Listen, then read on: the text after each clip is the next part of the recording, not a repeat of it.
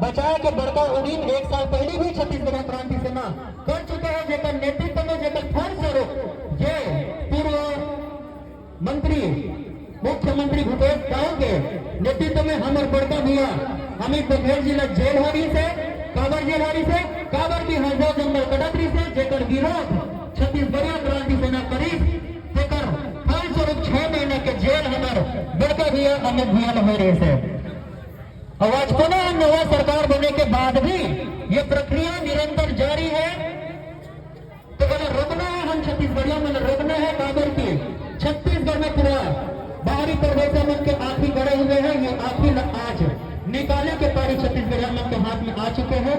तो संगवारी हो मातारी हो आकल्ला जागना है। ये छत्तीसगढ़ मातारी को हम लोग लेकर आना, हमारे छत्तीसगढ़ मातारी ला पूरा बाहरी प्रदेश में लूटा था। और यहाँ तक कि हमारे छत्तीसगढ़ नेता मन भी ये मामला में चुप्पी साझी बैठा है और चूड़ी पहन के बैठा है। तो ऐसा नेता मिलना मुंह तोड़ जवाब के पारी आ गए और स्वागत की कड़ी यदि हो गया।